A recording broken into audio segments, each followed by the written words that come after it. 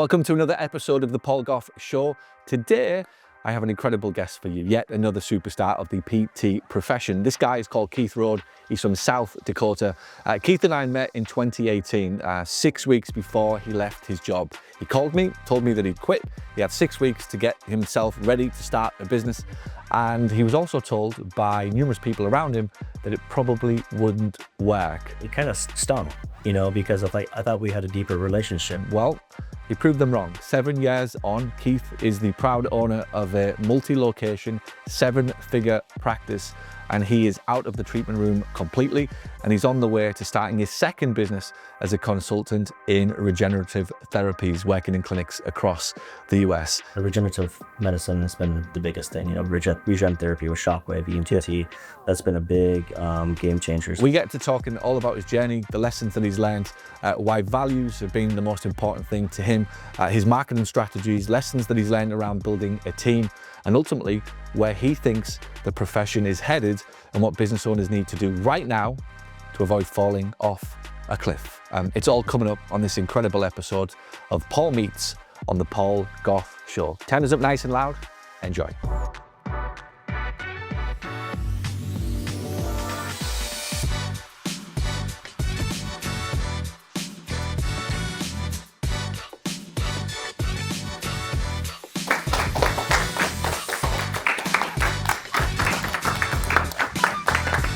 So man, there you go. You get a standing ovation when you come into this show. It's South Dakota, don't get confused. South Dakota, sorry. Oh, Ricky was from there. Yeah. What is the chances of this, that we have North Dakota and South Dakota from one week to the next? That is pretty incredible. One is almost a parallelogram. Okay. The other's not. So tell me something about North Dakota and South Dakota. Is this like North Korea and South Korea kind of thing going on? Is it? I don't think. Is it not quite that bad? No, I don't think it's quite that bad. They're friendly people out there. Yeah. The O's are a little longer, the accents and stuff like that. Is there a book coming? Or no.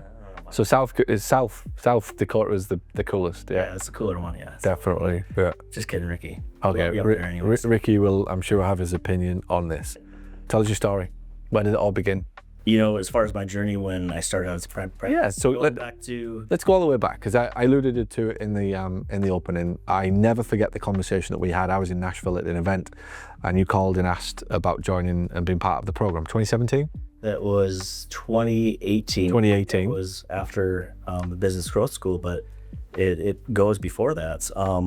So my journey started. I was with a larger organization and managing clinics for them, and and I'd never thought of myself as ever going out and doing my own thing, but there's always something that pushes somebody, to go to that next level. And I've always had extra drive to do things, and want to do things well and be great at it. But there was just a series of circumstances, unfortunately, that unfolded. I just wasn't really happy the way that things were playing out. Can you give us one or two examples? It was really around staff things. Staffing, and I didn't feel like I had the backing, from the company. And so it came down to a values thing for me, and it was starting to come to me from my perception of things, where the values that we're standing by weren't, cohesive with what they were saying. Yeah. Because they were not standing firm with it. So my values were this, that they weren't standing by with those same values anymore. So to me, that was a shift. And once I crossed that standpoint, and I tell any employee or future prospective employee, when we're interviewing, make sure your values are right with the organization that you're going with, and for yourself, the company you want to be part of. That's super important. That your values align with where you're going to be aligning yourself with. And it just was something that it just seemed to be breaking apart. And then so I started making a backup plan, as far as I don't know if however this shapes out, we'll see what happens, but I got to be looking into the future for something else, because I'm not happy with where I'm at currently, where things are at. The values aren't aligned here anymore, and I would like to, if I'm going to leave, do something, I want to do something the way that I see fit. And that's where you enter my role.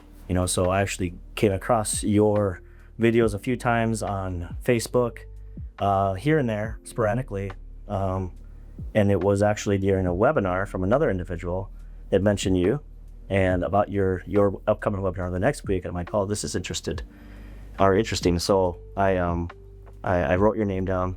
I signed up for your webinar. It's for the Business Growth School. Yeah. And I remember being on the webinar. I was like, holy cow, this guy is talking exactly my language. He's speaking to me. This is exactly everything that I've been having going through my mind and through my head. And you had mentioned that you were going to be down in New Orleans for the APTACSM. Yeah. Mm-hmm. You had you had a marketing I had a conference going on myself, running parallels, going on at the same time the APTA conference is going on. So I'm like, you know what? I'm going to book this ticket. I'm going to go down. I purchased Business Growth School. I'll put the credit card. My wife went, are you crazy? I'm like, listen, this guy sounds legit. He sounds like he knows what he's talking about. He's speaking my language. Anything I can learn from this guy that can net me 3 or 4 patients is worth it. Already paid off. And so never been to New Orleans or Louisiana or anything like that. I'm from South Dakota, small town, Chancellor. It's like less than 300 people there. I got on a flight all by myself, just to go down to that area, really with the intention to just meet you.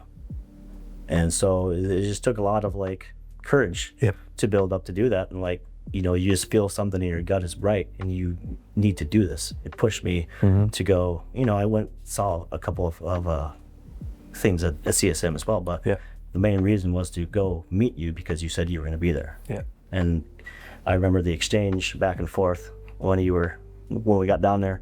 We were texting back and forth on Messenger, and we ended up at the dinner with the restaurant. I invited out to a dinner party. Yeah.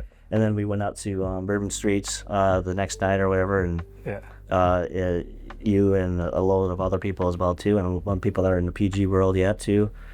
So we had deep connections going back to that night in February of 2018, and then we finished Business Growth School, and then that's where they call you. You were at a tech conference in Nashville, and the decision had been made at that point. I had been kind of humming and hawing, and then things didn't work out the way that I was hoping it to, and then I made the decision I'm going to leave because I need to go do something better for me and my family. Tell me about the conversation that you had with your boss then. If I recall, didn't he tell you something to do with the fact that it wouldn't work or good luck, or he was quite kind of dismissive of you maybe starting your own business? What did he say? It wasn't, and my immediate boss is good. I loved him. And the organization as a whole, but I'll never forget the words that one of the individuals said is that they've never worked out for me, and and so I just kind of took that and I stoked it. Why do you think somebody would say that then? Imagine what must have to go through your head to tell you that won't work out? What? I can't answer to that honestly. I think it's something of maybe just you're upset at the time. Angry. Yeah, and it's just people that I had relationships with, and I do value those people and enjoy them, but that singular conversation, that phrase is like, oh man, come on. It kind of stung, because if I thought we had a deeper relationship than you basically tell me that this isn't going to work out. I think it probably validated your intuition that you were too big and sort of too ambitious for that role, if that's the type of people that you were around. I always think and tell people, whenever you're making progress, the people who are ahead of you will never, ever, ever put you down, ever. And that's one thing I've learned about life. I've never had any criticism. I've had feedback, but I've never had any criticism or put down from anybody that's ahead of me on the journey, because they all know the struggle that you're going to go through. They all know through the doubts and the challenges, and they're desperate for you to come up. Contrary to what people think, somebody who's actually doing really well in life just wants more people to do it, to come on the journey with them. But what you'll find from people who are playing below you, and that might not be financial at this point, it could be the way that they see life. They could be in a position like you, where you had a boss above you, technically, right? But their mind wasn't at the level that yours was. So your reality just hadn't caught up with the circumstances of your life at that point, because you were thinking much bigger. But this guy is then saying, hey, that can't happen for you, and that'll never happen for you. And he's trying to keep you down. But somebody who's on the journey and doing well, right? So what I'm trying to say is, you might not have been in a role ahead of him or above him, but your mind was ahead of him, right? Your thinking was ahead of him, your character was ahead of him. He just had a job that maybe he earned another 20 grand or whatever it was, right? Because he was manager of the team. But you were thinking above and bigger than him, and you'd outgrew that. And anybody that is beneath you in the thinking will pull you down. Anybody that's above you in the thinking will just pull you up. They'll never ever criticize you because they know that the pain that you're going to go through. And I think, to me, it seems like you have a fantastic intuition. Yeah, you know, and I think part of it too is just like, yeah, you know, it was an emotional experience for all of us. It was, you know, that was the hardest decision I ever had to make at that point, you know, to leave a place where I never envisioned myself ever leaving. How long had you been there? Jeez, I mean, I was there for 7, 8 years or so, maybe. And, you know, I envisioned myself staying to be like a company guy. I was going to be there. And, you know, I think, so there's probably just an emotional response, honestly, is what I put it down to. A bit of heartache on both ends, you know, from their end of, they lost me. But there's a certain line in the sand that I have. And I think everybody has to have that from a moral and ethical standpoint, you know, and there were clues there, and I'd give them warning signs. And the warning signs were unfortunately ignored. And it's just kind of the point of like, I can't continue to do this. Like, you know, you said the values are boom, boom, boom. That's you to a T. I'm like, yeah, that is me to a T. Yeah. That's no longer what you guys do. Yeah. That's not what you're showcasing to me anymore. So right now, at this point, your company may say these values, these are your values, and you're saying that I align with these values. That's true. But the reciprocity here is that the way I'm seeing it and the way I'm being treated, the values are no longer aligning. And so now I got to exit. Yeah. So it's never about money. Yeah. It's never ever about money, because they tried to keep me, all the stuff. And it's like, this doesn't matter. You can back the Brinks up truck up, but it does not change it. It's about the values.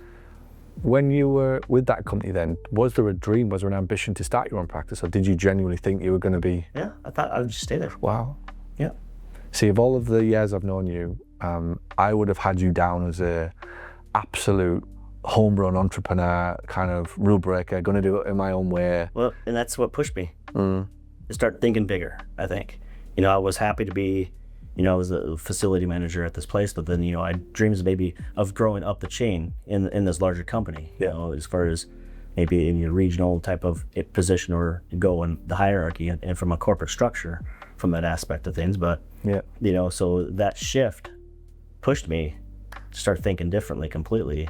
And then, you know, obviously listening and, you know, having coaching with you and hearing, going through business growth scope, and then being a part of Mastermind, now I start to see the different possibilities, and they're much bigger. Yeah. Now it stoked that fire, you know. It ignited even. There was already a flame going, right? But then it just really. What was the moment you thought, I can do this?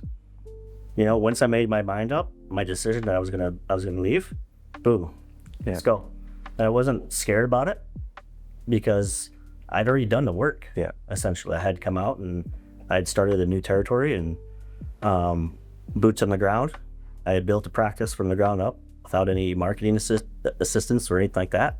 And so, like, I was confident in my skill sets from that standpoint, as far as I understood enough of what it took to run a business and manage a business, certainly.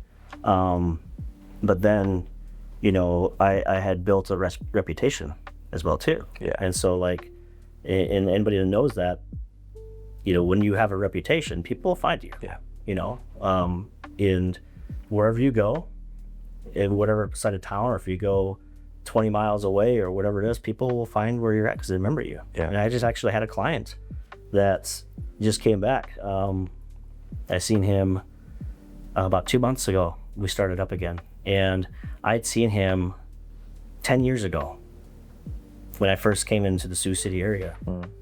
And I first treated him back at the other place, and now 10 years later he had a problem and he found me. You know, and so just was a show. Tell us about your business today then. 8 years on, just gives an idea of the sort of progress, success, the size of your company, the target market, what's happening inside of your business today. Okay, so we have 2 clinics right now currently, one in Sioux City and then one in Akron. They're both outpatient orthopedic basis. We have a staff size of 7 at this currently, between the 2 locations. As far as services that we offer, the regenerative medicine has been the biggest thing. Regen therapy with shockwave, EMT, that's been a big game changer as far as how we are able to help our clients, help our patients, most importantly, but then, obviously from a financial aspect, it's really helped the practice thrive and continue to stay afloat, especially from we're a majority insurance-based company. And when we really got into some of the regen packages and things that we were offering, we went to a 99% insurance to cash level to that, where it's almost a 60-30 or 60-40 or 70-30 split now, so it takes a good chunk up, which has really helped, especially with decline of reverse. So you were quite early, obviously in our community, you were one of the very early adopters to the regenerative medicine kind of approach. Where did that come from? What was the spark that made you think I've got to do that for the business? Yeah, so it all comes down to, the origin story comes down to an individual that came in for a discovery visit. He had driven from over an hour away, then come see me in Akron. And for those who don't know, Akron, Iowa, not Ohio. Well, that's the only one I know where LeBron's from, but who am I? Yeah. Akron, Iowa, it's a town of less than 2,000 people in the northwest of Iowa. And, this individual drove from over an hour away, and he had chronic knee pain, this tendinopathy, and he had a 10X procedure done the prior year, did rehab for it, and he was still having issues, quite significant issues with his knee, and his other one was having big time problems as well too. And he was basically taking 12 ibuprofen in one setting just to practice or run or anything. So the guy's basically overdosing on NSAIDs so he can even participate or practice or run. Yeah. And his mom was not able to be there for the treatment, or for the discovery visit rather. But she had a list of questions that she had filled out on the form. And on the bottom of the form, I remember seeing the letters ESWT. And I go, what's this? And so I asked, the patient, he said, I'm not quite sure. My mom just wrote this on and asked if you knew anything about this. And I go, oh, well, I don't know, but let's take a look. So I did it. What any good clinician would do, I opened up Google, I Google searched it, and a web page popped up from the Mayo Clinic talking about shockwave therapy. And I went, this is interesting, and as you would say, tell me more. And just read, and the more that I read about it and how it could help, especially chronic conditions, chronic pain conditions, disease states, things like that, and how it can help spark the body's own innate ability to heal, the more I got interested in this. And the more you start replaying, as a PT, we all want to help our patients to the best of our abilities. There's a reason why you got into the field, is you want to help somebody, right? And so, but you have a list of people that you were unfortunately not able to help necessarily. And so whether you deem that as a failure in your mind or whatever, you hang on to some of those people. It's like, gosh. And so in my mind, it's almost like a graveyard. Not be quite so morbid, but that's the way I picture it, These are individuals that I perceived or felt like that had failed, and probably didn't fail, but it is what it is. But you'd like to help them out. And I just kept asking the question, like, I wonder if this could have helped so-and-so. Yeah. So it comes from the initial purpose of it was from a standpoint of, could this help more people? Could this have helped this person, get out of pain or avoid this surgery or whatever the case may be? They've been down the rabbit hole as far as this specialist, that specialist. They've done these injections, they've done these medicines, nothing's working. The PT that I was doing with them, and I had thrown the kitchen sink at them, nothing was working. Would this have helped them? And that's where the origin of my interest in shockwave came from. And I did about 3 to 4 months of obsessive research on it. Just read about it. I'm like, yeah, I want to do this. Let's bring it in. Let's go. And then so from that standpoint, it came to if I'm going to do this, I want to make sure that I have a legitimate, viable product, that it's not just some sham or some cheap things. Because you go on the internet, you look up, and there's price ranges from $400 to $7,000, $12,000, $20,000, and they all look, it's the same picture. Same stock image, so it's like I want to make sure that I have a legitimate product, and so that was a hard thing to figure out at that time, and then that's how I found stores, and that's where we went there. When you are in the practice, how did your staff react to it. So you're obsessed with shockwave. How do you get other members of the team to get on board with that? Tell me about some challenges you've had with that. Yeah, I think so, and this is a good insight for any clinic owner really that's looking to onboard this stuff, is the number one challenge. You may have done some of the homework yourself, and you've learned about the technology, but your staff hasn't, so they're always going to be a little bit more skeptical, or a little bit more at arm's length of, am I going to use this? Am I buying into this? Is it really doing? So, the initial growing pains that we had to go through, honestly, was just getting them onboarded on it and getting their confidence built up with it. Yeah, that was the biggest thing, is building the clinicians' confidence in it, because they're all going to be skeptical. So then they're nervous to even bring it up as an option, because this is something that somebody's going to have to pay out of pocket for, and they don't want to have egg on their face if it doesn't work out for them. You know what I mean? So there was a bit of a hesitancy with some clinicians, not all of them, but some of them. With that, and I think that really kind of directly goes back to their knowledge and how much effort are they putting into learning about it, and then to wanting to actually apply it.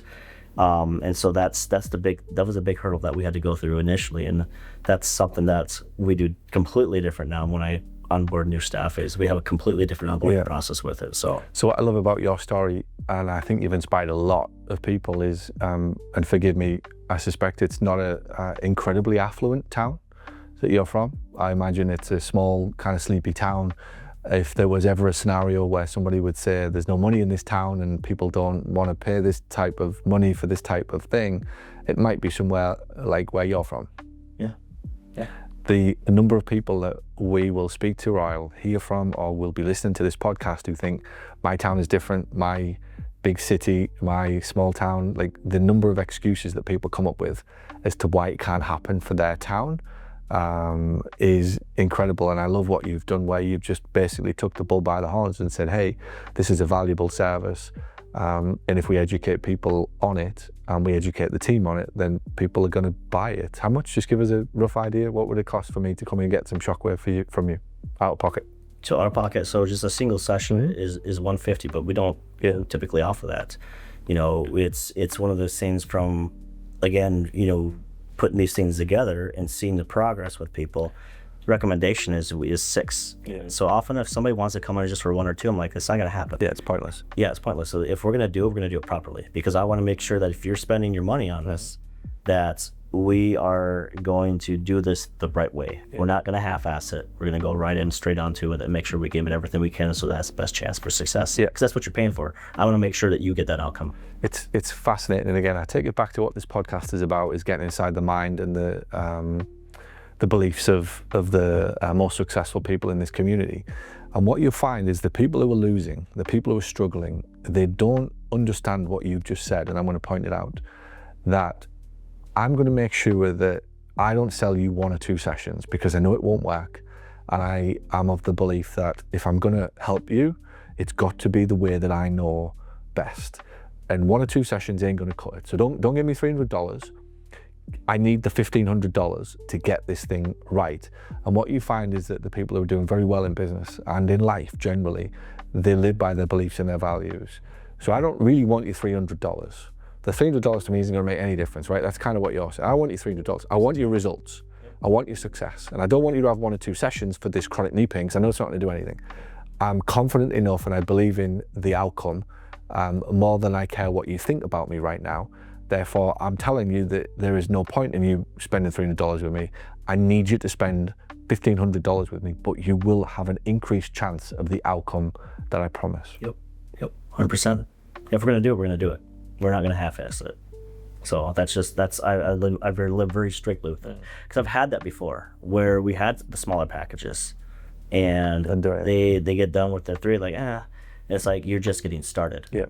You're 2-3 weeks away from, a major physiologic cascade going to occur and change happening in your body. So we just outlawed the 3 session package from off the go. It's just 6 straight off, and let's go get on with it. One of the things I was determined to be was labeled expensive, but he's good, right? And that was the phrase that I wanted people to tell their friends. If you go see Paul, he's expensive, because again, I'm from a small little town. Money's not available in Hartlepool. It's a top 10 unemployment, top 10 overweight, top 10 crime. Like it ain't an amazing town. So there ain't money washing around, right? Whenever you think of London, like I'm at the other end of the country, in the opposite end. So for me to be expensive was a thing, right? It was oh, but Paul's expensive. And as long as they followed that up with, but he's very good and he'll do what he says, just listen to him. I built my business on that we will ask you for money and good money to get the outcome that you want. And you can say that we're expensive, but as long as you say it and we were worth it. That's what made us different. Whereas everybody else went for easy and quick in 1 or 2 sessions and let's see how it goes. And I always felt that the biggest detriment, and I'll say this to any physio, the biggest detriment to you in the early years of your business is if you do a half-assed job where somebody spends a little bit of money with you but doesn't get the outcome. That will kill your reputation in your business faster than anything else I know. The best scenario is give me the money and let me get the outcome. And at least tell people that I'm expensive but I'm good, versus I spent however much, pounds, hundreds, dollars, whatever, but it didn't really work. That will kill your business and your reputation. And I guarantee you, for the people that are struggling in business, that's what's going on. They're half-assing their treatments, they're half-assing their prices, and it's not enough courage that they lack the courage to be able to tell the patient, yeah, it's going to cost you $1,500, but I've done this now for 5 years, and I know that 2 or 3 sessions is irrelevant. I need you to have 6, or don't have them at all. Yep. Don't have them at all. It's my way or the highway, but I know best. And I think as a practitioner, you've got that, and you obviously had that from an early age or an early part of your career. I don't think there's anything better that you can get or more impactful. The ability to say, I know how this is going to go. It's my way or the highway. And if you don't want to do it my way, I'm not letting you start with me, because you will affect my reputation if I let you come in and tell me what you want. It's not a buffet in here, it's not a la carte. It's like, it's my way, right? Because I know what needs to be done to get the outcome. And that comes from just understanding the machines, the science, the body, the physiology, biological processes. You know, the analogy that I always tell people, patients, is like, you take an antibiotic, you start feeling better on day 2. But you don't stop taking the antibiotic. Yeah. You take it throughout the rest of the week, or the 10 days that they gave it to you, so that way it can work for the next 3 to 4 weeks for you. It's the same way with Shockwave. Is we start in here, you might be feeling better by week 3 or week 4. Yeah. We finish the 6 out. It works like it has a build-up effect, just like an antibiotic. It's going to work for the next 3 months out. Beyond that, I think it speaks to your values, and you mentioned values at the start of the show. I think values are very much misunderstood in life. If I'm saying to you, I don't want your money, I don't want your $300. I don't value your money. I value your success. I want you to get better. Yeah. And that's what this comes down to. And no physio who probably isn't in business would agree with this or understand this. But if you're running a business based upon values, I can't value your money and your success. I can only value one of the two. So I'm actually not really interested in your money when I'm turning you down. I am interested in your well-being. And so if I'm ever struggling with that as a physio, and I used to train my team on this, that's what we back up to. We always back up to, I value your result and I value your outcome more than the money. Therefore, I'm going to tell you what you need to do. And I risk losing you, potentially, $200 or $300, but that's okay, because I didn't value this money. I valued the result that you were going to get. Yep, absolutely. And, you know, I always keep it simple, you know, and this has served me well up into business and in life up to this point. And it really just rooted into just a simple phrase like, just take care of people. Mm-hmm. Just take care of them. And more times than not, then they'll take care of you. Yeah. So if you just stay rooted in those values of just giving a crap about somebody, and they're coming in to see you, take care of them, do everything you can in the power that you have to take care of them, they'll take care of you. And the money stuff will come later. Yeah. But it can't be the money first and then the patient. It's got to be from a place of goodwill. Mm-hmm. Of truly wanting to help this person and improve their lives and the outcomes. Love it. So life is pretty sweet today. 3 kids, beautiful home in South Dakota, thriving business. What drives Keith on today, and what keeps him moving? What keeps him going? You know, we had talked a little bit in the other room there, and the honest thing too, if I was to be put on stage here with this, which I am, it's just the state of healthcare, yeah, where it's at, and then the quality or lack thereof, if you will, that seems to be abundant everywhere. You know, I was on the phone with my wife last evening, and she had told me on the 3 different circumstances that day alone that, you know, the individual got done with their appointment in the clinic. She's back at the clinic, and she overheard the patients say to their spouse, "I'm so glad that we came here." You know, and so we hear that every day. It's funny, like people just saying they're so glad that we found you. We're so glad that we came here. And then they tell us about their experiences in other places, and it just blows my mind, honestly. You know, from a lack of care in health care, you know, of the human element, you know, of the compassion, really seems to be missing in a lot of places. People are just numbers. They're driven in and out. They're seen by 3, 4, 5 different people who half of them aren't really qualified or skilled to be doing what they're doing in the first place, meaning they're like techs, just leading them through exercises that they could be doing on their own at home. So there's real no input as far as proper improvements and to really help guide these people along the journey. And that's what we try to do differently in our clinic, which a lot of other clinics out there as well too. But it's that human element, it's that compassion, it's that caring, it's the give a shit factor is what I call it. And when I say to my team, I'm like, take care of people. Just take care of people, because there's a lot of people that are not getting taken care of, and oftentimes when they come into our office and to our doors, you might very well be the first person that actually stopped and listened to them, and just let them get out. In that in itself, there's an emotional response and a psychological release that can occur when you have a problem and you feel like you're not being heard, and then for the first time you sit in front of somebody and they're just listening to your story, and they just feel heard, and that makes such a profound impact and an immediate connection. But it's a space where you feel welcomed and you feel safe, to where you can actually begin to heal at that point. I remember when I was at the height of running my business, it was an obsession for me. Actually, before the marketing obsession, it was customer service. And one of the very first things I studied was a book by a guy called Dr. Joseph McKelly, and it was on Starbucks. And this Dr. McKelly went around all these businesses, and it was on Packer Bank, Starbucks, UCLA, Pike Place, Fish Place in Seattle. So I was reading all of these books, and the one that hit me was the Starbucks one, of how simple it was. The reason, did you know this? The reason that Starbucks used to write your name on the cup.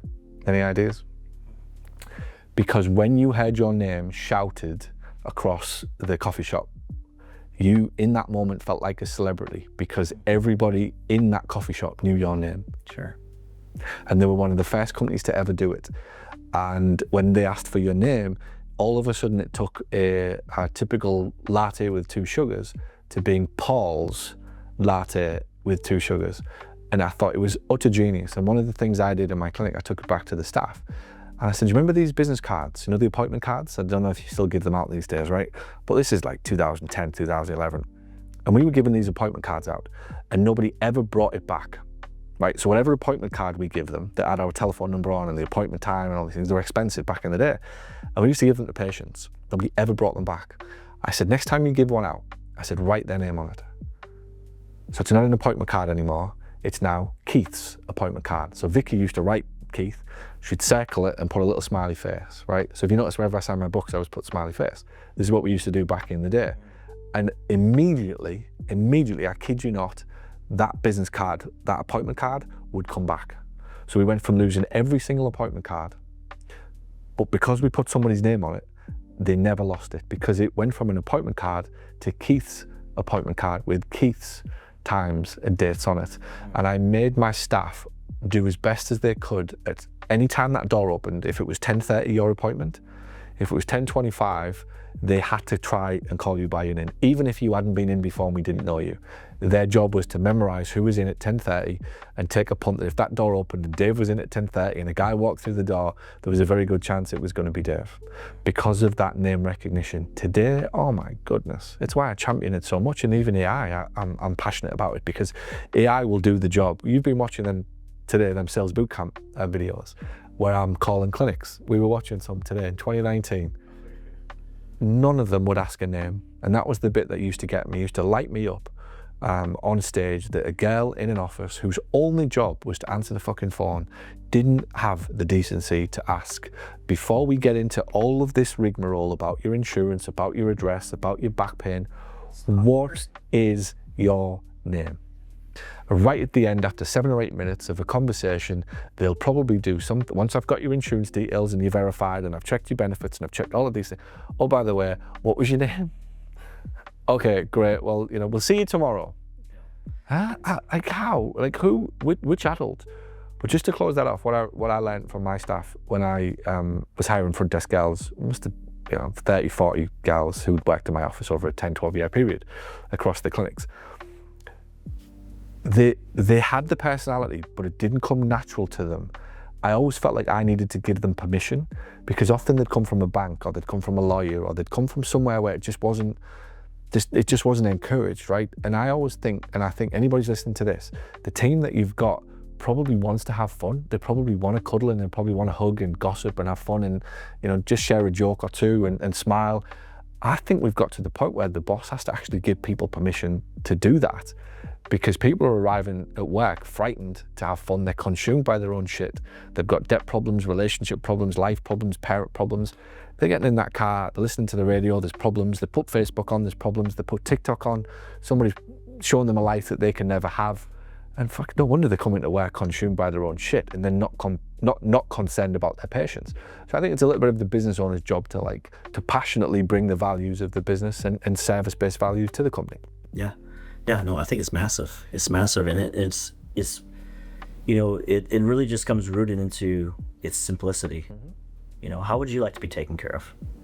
How would you like to be greeted if you came in? Mm-hmm. And one of the things that I tell my staff is, like, nobody really wants to come to physical therapy. I mean, some people do. Some people really quite enjoy it, and it becomes a social hour for them. Yeah. But there's a reason why they're here. It's because they're in pain, or they can't function or do the things that they would like to do.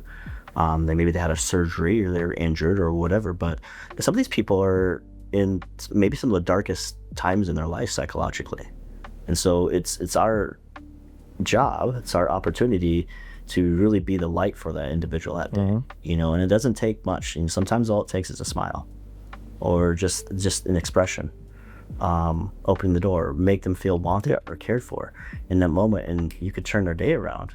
And that it's just those little things. It's just caring for people, taking care of people, and just being a difference for them. That's really what it is rooted in. This we are kindred spirits, and again, I can see why you've done so well in your business and life. One of the things, I'm laughing as you say that, I honestly used to coach my team. If you're not on that phone, you walk them to the door and you pull that door. Our clients were 60 and 70-year-olds, right? You walk to that door, you open the door, and if you can, walk to the fucking car with them, right? If you can see the car, go and help them to their car, right? And at the very least, wave them off as they drive off. We got to that level of detail in the business. And in the end, that's why they came for their social hour. It wasn't anything to do with the physio. It was because for the first time, somebody was going to sit down with them and have a coffee, ask them how they are, open the door, say hello, call them by their first name, and walk them to the door and say thank you. And you're like, my God, like this was like, where do you go for this these days? Yeah, tell me. It doesn't exist anymore. It's the little things. It seems like they're simple and they don't really cost you anything, other than just time and kindness. And to my point was they're miserable, but we're going to try to make this as enjoyable experience as we possibly can for them. Yeah, to bring them up and elevate them. What do you think separates clinic owners from who succeed from those who don't? What have you learned? You've been around our community now for 8 years. You've watched some meteoric successes. You possibly are in other groups, or you've been to other conferences and people haven't had as much success. What separates them? Mindset. 100%.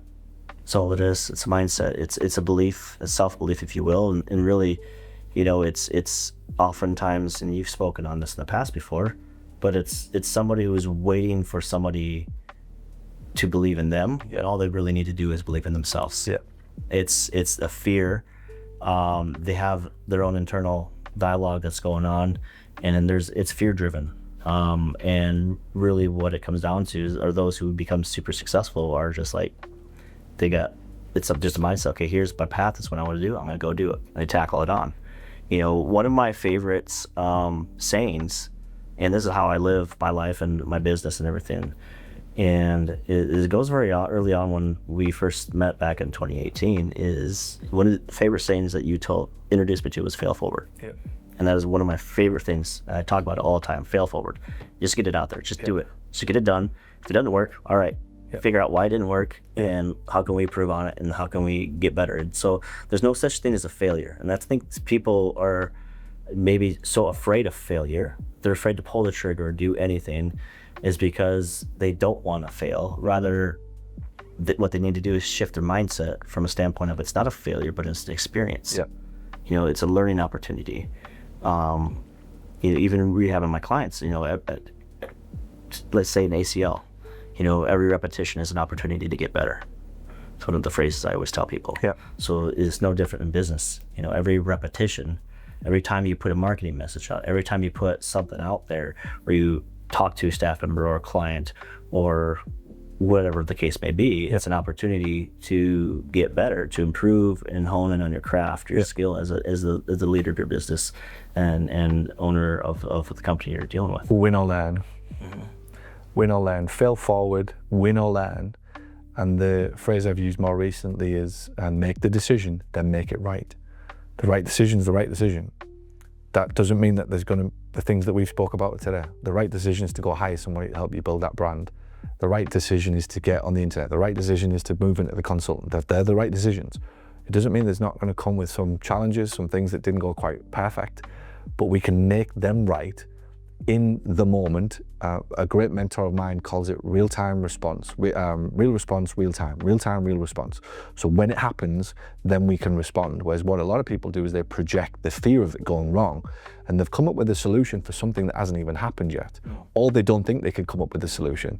And they're actually projecting a situation that hasn't happened and worrying about whether or not they've got the solution. And the trick is to trust yourself to make the decision and have a real-time, real response to real situations that happen in your life. Well, I think it's 100% spot on with that. And to that point, it's, I think sometimes people are nervous or afraid to pull the trigger because they want to be in control. Mm-hmm.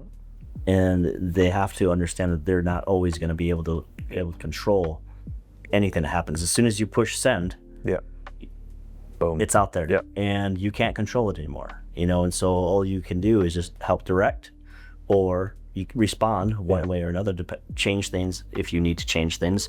You brought a point on a different topic earlier. You asked me how I'd respond with that. I'm like, I'm not bothered by it because I don't have any control over it. The only thing I can do is see what happens in the future. Nobody knows what's going to happen. You could project this or that.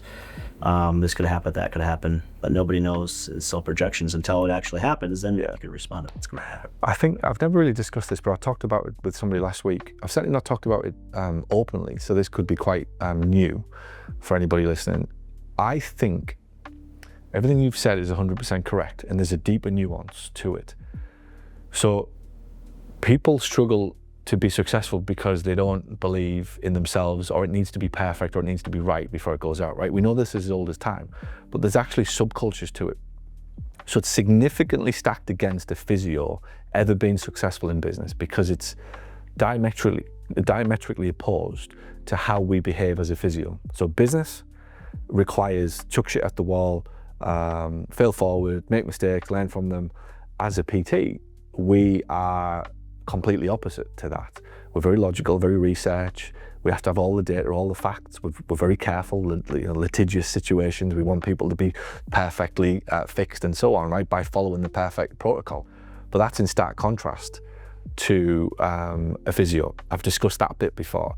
But what you find with a professional, right, a professional who's got a qualification, who's gone to college, who's held in high esteem by the public like a PT, what you have increasingly is a dislike of failing because you're seen in society as somebody that's on a pedestal.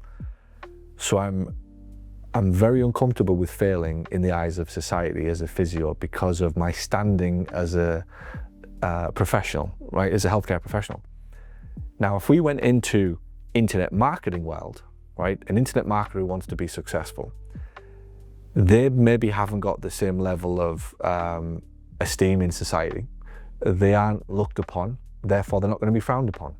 They aren't sat there with a $200,000 certificate that is from college that they paid for that said your life's going to be perfect. So you look at an internet marketer, they're much more likely to hit it out the park in business because they'll take the risks, because they don't have the worry about how they're going to be perceived. And I think, again, what we talk about on this podcast is the mindset and the beliefs and the skills and the sort of intrinsic things about what makes you tick. That one needs to be understood, that I'm diametrically opposed to being successful because of the skills that I learned as a PT that I need in business. And then when I layer on top the skin of how I'm being perceived in society, it makes it almost impossible for me to take a risk on being on TikTok, on Facebook, on ads, on marketing campaigns, on spending money, because it immediately takes me to a place I'm not comfortable that I'm probably statistically gonna get wrong at first. So if I don't have the win or learn mindset, I don't have the fail forward mindset, I literally am stuck and I'm in paralysis. Yeah. I have a younger PT in right now, and this brings up a conversation we had just the other week, and we were just kind of going over some cases and reviewing and picking my brain on some things. She had a difficult case, and I said to her, I go, listen, this first year right now, you're going to make more mistakes than you ever will for the rest of your career. Mm-hmm. And that's with anything. And it's not just, PTs, we want to be great and everything, but you're not great out of the box. It takes years to hone your craft and to develop your skills, and pattern recognition is huge, right? And it's like, you may have missed this, but it doesn't mean you messed up. And they may feel like, oh, I can't believe I missed this. It's okay. It's fine. You're learning from it now. We're talking about it, we're teaching it, we're going to get it right, and we're going to help this individual. But the point is, like, it's okay. You're gonna get some battle scars. Yeah. Every physio that's out there, every PT that's out there, we all have those battle scars. We all had the diagnosis that we got wrong in our first year or two or three, whatever, in practice, and the things that stumped us. And then later on down the road, we learned, oh dang, that was it. I missed it back then. But it's all right. The nice thing about the physio and the PT world is that, it's fairly low risk. If you misdiagnose a shoulder pain, relative or something like that, versus you're not operating on somebody surgically or anything like that, where you can have a major consequence from it. But no, it's just with any job, any trade, any position or profession that's out there, the people that are right out of school, give me somebody who's been out for 10, 15, 20 years versus somebody who's right out of school. That person there will school the other one because of the experience. Yeah. Yep, and that's what it is. You got to learn. It's learning experience. What's the biggest, hardest decision you've made in business so far? I tell you, the most challenging decisions I have to make in business is when you have to let staff go. Mm-hmm. That is hard.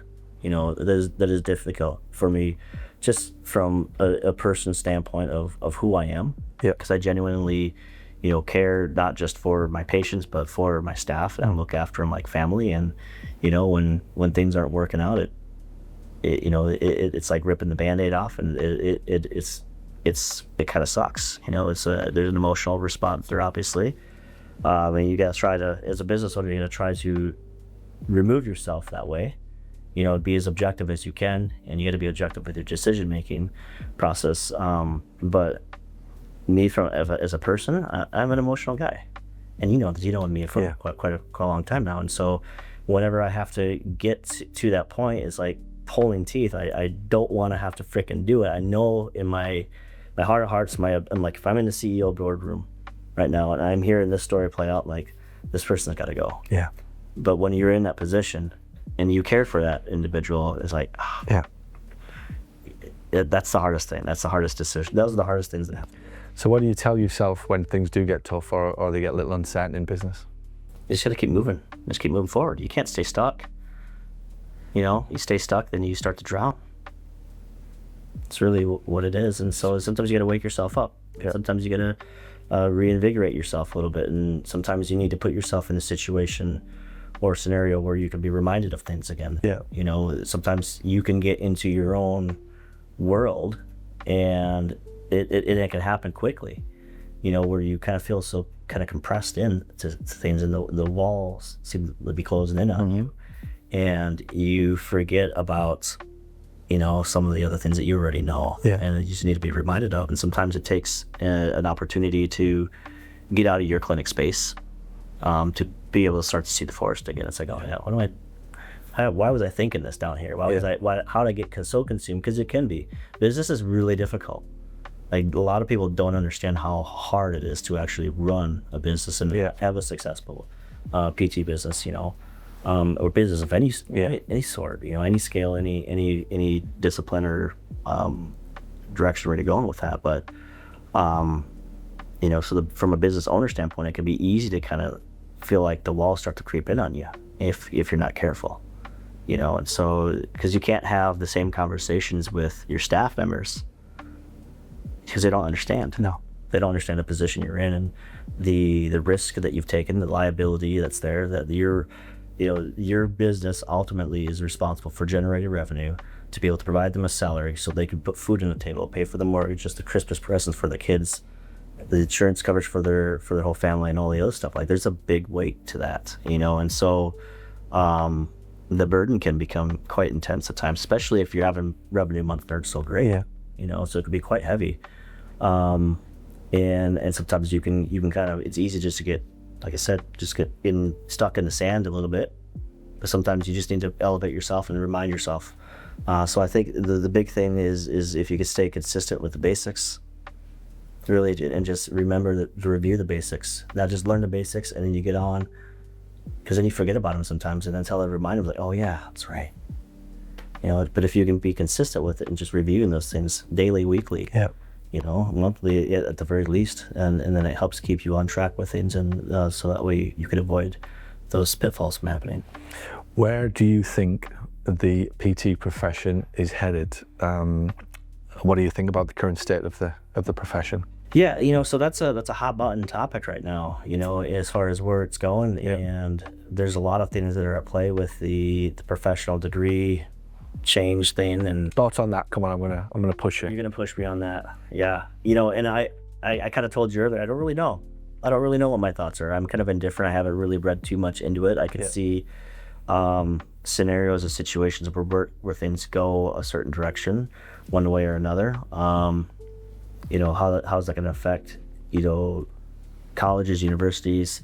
How's it going to affect the PT job market? People are going to be able to even afford to go to school for this anymore? How is that shift going to happen? I don't think anybody really knows right now. And that's kind of what I was leaning to earlier, is like, I can't get worked up over something that I have no control over, and that I don't know what's going to happen in the first place. The only thing I can do is react, be prepared to react. Real time, real response to what happens, because otherwise, what's the point of worrying about something that I have no control over?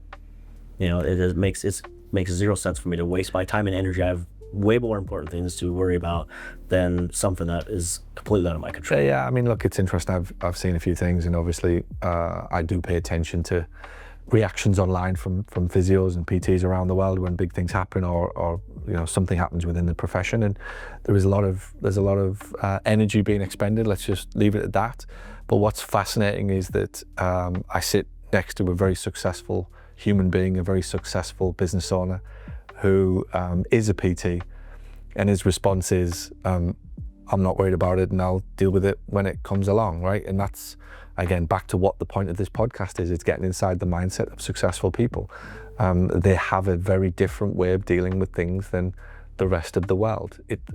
Not being a professional, is gonna do a few things, and it's gonna be a few opportunities that open up elsewhere that nobody is considering right now. But what we know is, as old as time, the ones with the best mind strength and the best skills and the best ability to think differently and strategically and see round corners, they're going to be absolutely fine. And yeah, there's people who are up in arms and pissed about it, and I respect all of that. But from a business owner point of view, which is all I ever really care about, is how is my business owners going to be?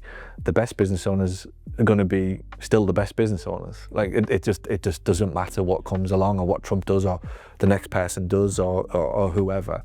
what we've always done is figured out ways to navigate around problems that inevitably come along. If you stay in business for 25, 30 years, I'm 20 years in business now, my goodness, inflations, economic crashes, COVID, social media, like I've seen everything, do you know what I mean? It's coming and going, and next AI, the idea that we're going into business without any challenges and anything unexpected is just, it's crazy. When you see it happening for in terms of insurance and cash thing, you're an insurance business. I was sat with Ricky, podcast just before this, North Dakota, the other Dakota, the outliers. We'll call them the outliers. We'll tell Ricky that when we see him. We said that there was this man in from South Dakota who said that they were all outliers. And is there a border? Like, is there a border? Do you need? Border. Is there like police? Kind of police border? It's on picture. I think it's Course Rock. Are they only allowed over for an hour? They have markers. They have markers along the border. Is there any illegal immigration issues between North and South Dakota? No. We guard our Christy Gnomes from our state.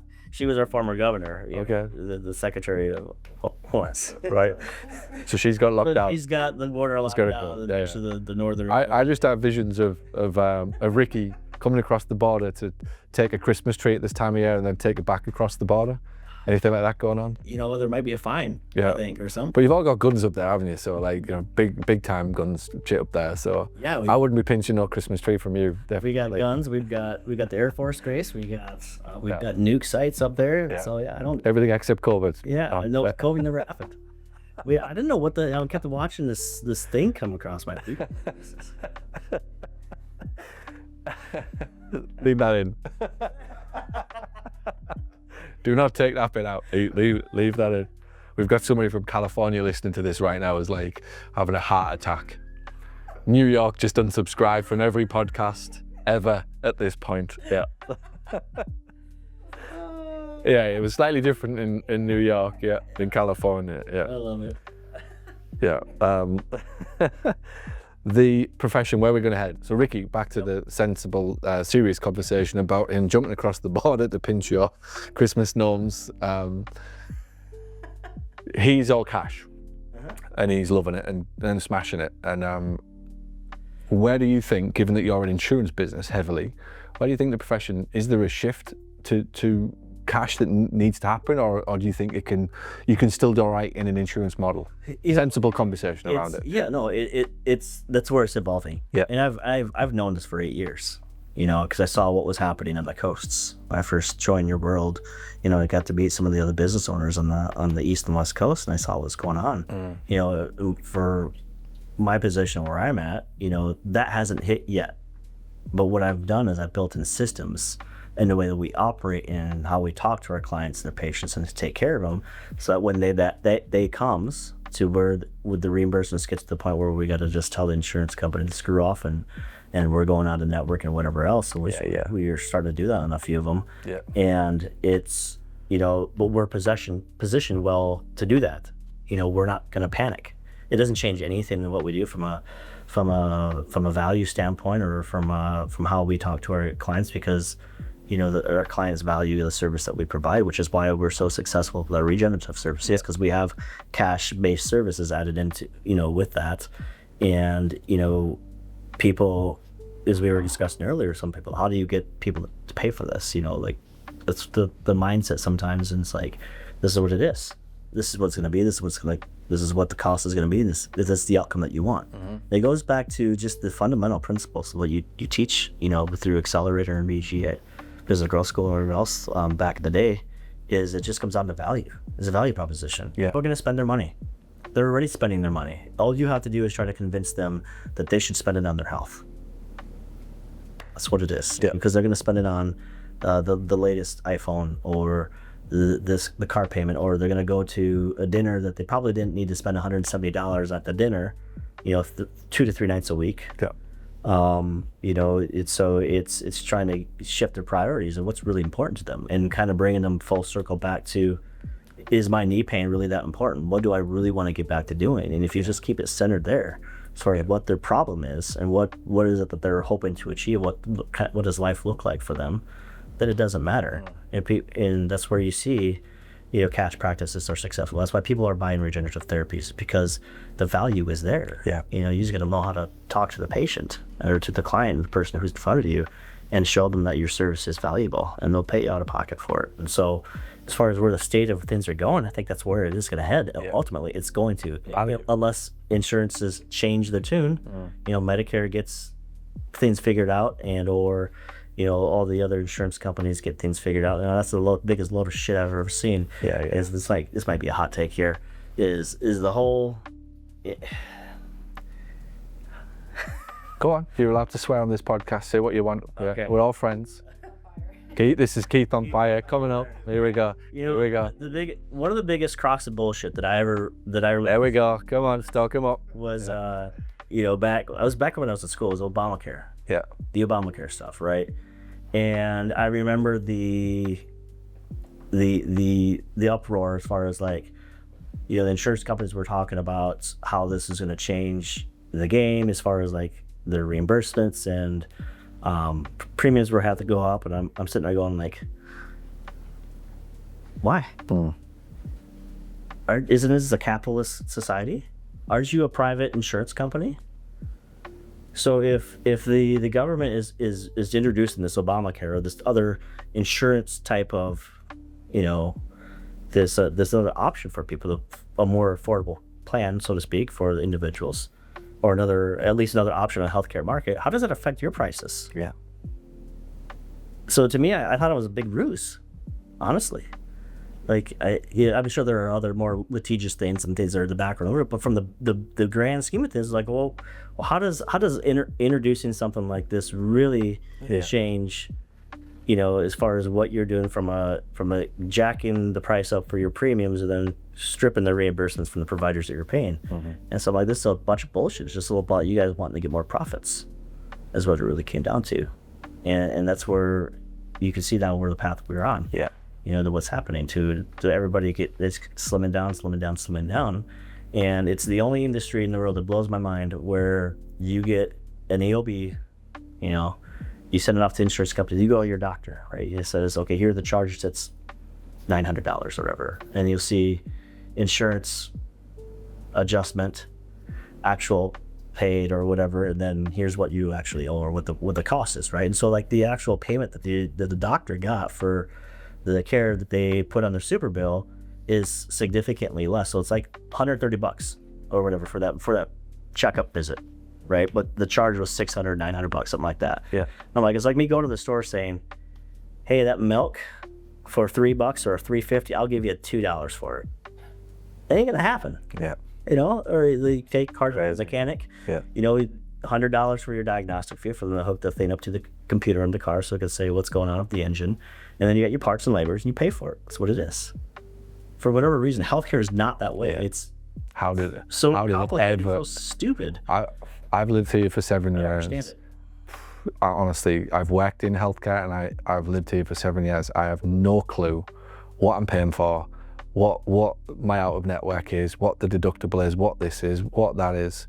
Bills arrive, we've paid this, Natalie thinks she hasn't paid it, or yeah, she has paid it. Literally, obviously with 5 kids in the house and me and her, there's always somebody doing something, right? Xander's in and out of therapies and surgeries and all sorts of stuff. We haven't got a clue. And again, without being disrespectful, I'm relatively intelligent, right? To a reasonable degree. I should be able to understand it, but I haven't got it. It's so confusing. A clue. And it's almost on purpose. I try to explain it to Brits, right, when they ask what the healthcare is like here. And now what I do say is that the actual care is world class, right? That just from perspective point of view, coming from Britain, it's very different here, right? The fact that even in the hospital we get room service and shit, sometimes it's just we come from a place still, it's something in the stuff you see on Vietnam where there's 6 beds with a little curtain. If you ever watch a movie from Vietnam, I'm not exaggerating, where there's an army, a curtain that separates them, that's Britain's hospital system. If you go into any hospital in England, unless it's private, you are in a bed with 6 other people, and all that separates you is a little curtain that they pull across when the doctor walks in. That is still healthcare in Britain to this day. And they say it's free, but we are the highest taxed country in Europe right now, probably in the world now since last week's tax rises. That's what we get for our money. So as much as Americans whinge about healthcare, I still think the healthcare that you get and the access you can get to it, if you can afford it, is the best in the world, bar none. But trying to explain the concept of the payments, and you pay this at the end of the month, and then you've got this deductible, and then you've got this out of pocket, and then you've got this family collective out the network thing. My family are just switched off within like 2 seconds as to what the process looks like. But you know, who are we to argue? But I think you know, just to wrap that little segment up, the future of PT, and I hope for anybody that's listening, the future is always where the value is. You know, the future of the profession is based upon the value that we offer, and the value that most importantly is perceived that we offer. Yep. And that'll always be the case. It's that, and it's an innovation. It's nothing new. You know, it's these techniques. It's these new machines. It's this or that. Yep. You know, it was back in the day. It was, you know, manual therapy stuff, and then you know, where you get into the ISTEM, the ASTEM stuff, and then the nurse cupping, and now, you know, regen is really hot right now, you know, and so on top of that, the regenerative technologies, the shockwave, but then you got other things like the red light therapy, you've got, you know, hyperbaric chambers, you've got all these other ancillary things that you start compounding things. You got laser therapy, all that kind of stuff, and that's where I see, I guess, to circle back into the state of the professional world that's heading, it's towards, you know, just being on the cusp and continue to be on top of new technology, new treatment techniques that are coming out, because that's really how you're going to survive. Value is important, perceived value, but you can get by without having any of that stuff, certainly, absolutely you can, but those are the new fads, the gadgets, the things that people are getting, and patients are going to be attracted to.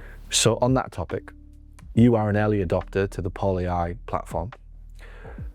Where do you think AI fits into a typical physical therapy practice in the next 12 months? You're gonna have to have it in some shape or form. I really think that the way the AI is going, certainly the leaps and bounds that it's grown within the last 12 months alone, much less 3 years ago when it was first starting to come out, you know, or 2 or 3 years ago. The progress has been incredible, you know, and so I see that is shaping the therapy world too, but you know, I don't think it should necessarily threaten therapists and practice owners, and if anything, what they should do is really embrace it and, you know, utilize it as a tool, as a resource to help them help the patients, you know, because I think if you can, as we've all learned with what AI can do, from how it could help create things and make workflows easier. I mean, it can do that from a therapeutic standpoint too. It can really help enhance the experience, if you will, and the quality of treatment that you can provide people. When we announced the Paul AI platform, what was the bit that got you excited? I really liked the fact that she sounds like a person, like an actual person, not just like a robot. You know, so it's very attractive from that standpoint. You know, you can obviously start to pick up that as an AI bot, but the fact that it can respond to questions in real time and be able to pivot and talk to you like it is a person, and with empathy. There's no emotive connection. So if you got somebody who's having a bad day, you know, if you got a front desk person who is upset, maybe they just had a difficult conversation with the patients, maybe somebody who had a discrepancy on their bill or something like that, or whatever. Or maybe they just had a bad day, all regardless. You know, they woke up that morning, it was just a crap day, and so they're feeling a little bit gloomy. You don't have to worry about any of that stuff. None of that emotional drainage or emotional effect comes into conversations with the patients. So it's completely neutral, completely objective, very empathetic and understanding, and I was super impressed with them.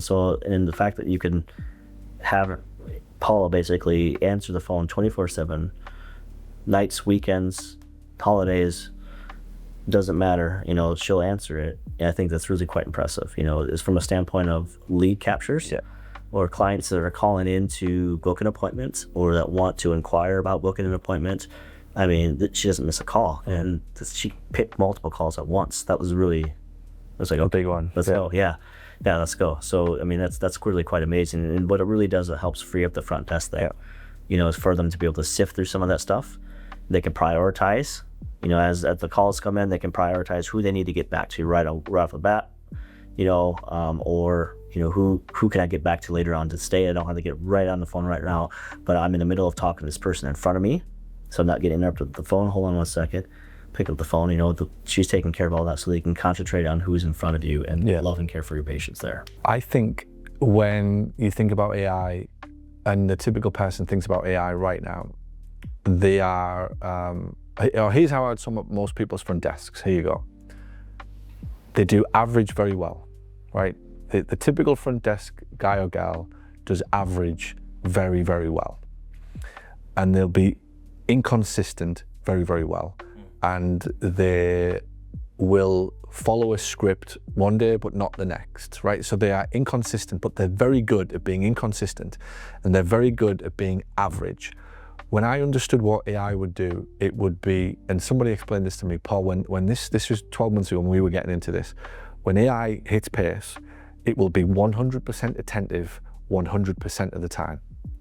As in, there is no human on earth that could be 100% right now. Me and you were talking, right? But there's things going on. Like, I'm conscious I've got grace in the tennis, but like there's stuff in my head in it, you know, that I, even as I talk to you now, and I'm fully engrossed in this conversation, but I've still got other things swirling around in my head.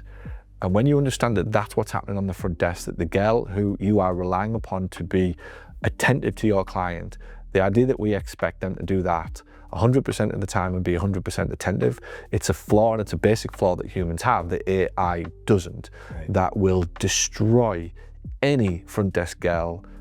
I've had some good ones, and equally I've had some bad ones over the years, but what I've never been able to get is somebody that could do it 100% of the time, 100% attentive and 100% consistent, and I think that's the real game changer for you.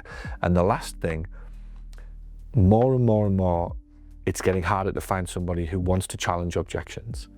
And given that we are commercial enterprises, people have questions, they have concerns over price, they have concerns over copay, they have concerns over cost, over viability. I don't know anybody who has an endless supply of guys and girls who want to answer the phone and deal with objections. But I do know AI doesn't give a shit about what the price is and what the objection is. It will just go back and talk and talk and talk.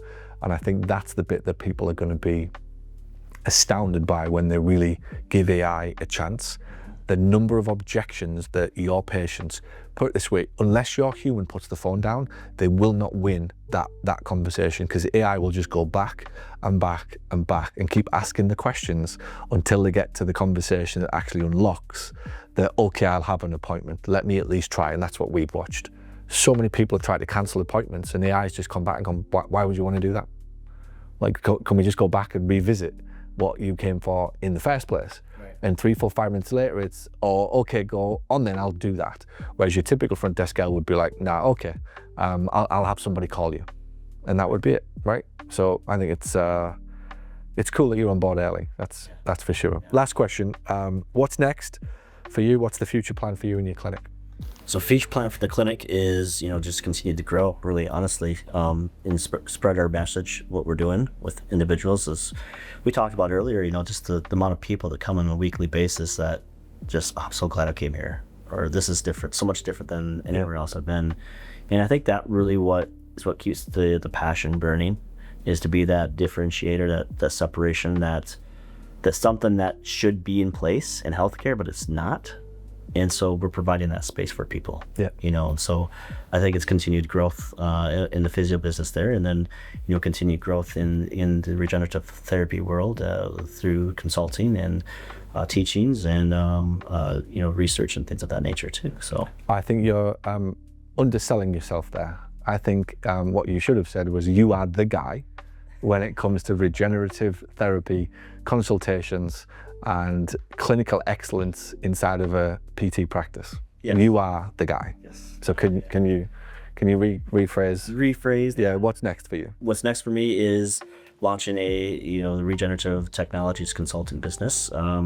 Which is already launched, though. You're already doing very, very well. We're already doing consultations with people, and we're having wonderful success with the clients. People book me in to come into their clinics. I teach them and their staff about the technologies, how to use it, and then how to talk to the patients, how to package it, and sell it, put it together so that way not only are the clinicians confident in their skill set and how to do it, but also that way they're making sure they're going to deliver the outcomes, which is going back to what we talked about. That's the most important thing, is having the outcome for the patient. If you keep it centered around doing good and taking care of people, that's what it's all about. And so that's what my consulting business with the regenerative technology is going to be really geared around. That is bringing a community together, and then in helping share my knowledge base and expertise with the rest of the world. Amazing. Keith, you are absolutely fantastic. Superstar of the community. Well done. Love the episode. Tune in for the next episode, which is coming. Is there any more Dakotas? Is there a West Dakota or an East Dakota? I feel like no, just north or the south. Okay. More room. No more room. Okay, so we're very unlikely to be in any of the Dakotas in the next episode, but I know there's another wonderful episode coming up next on the Paul Gough show, the Paul Meets section. Look out for the rants. We've got something very special called the PT Reddit files coming up as well in the next few days. Look out for that on the Paul Gough show, and we'll be back very soon with another superstar from the PT community to find out what makes them tick. Like and subscribe on the channel. Hey, this is Paul Gough. Thanks for watching. If you like my content, be sure to subscribe to the channel. And if you're looking for even more, be sure to head over to Amazon and you can find my 7 best-selling books for physical therapists in private practice. Head over to Amazon and find me now.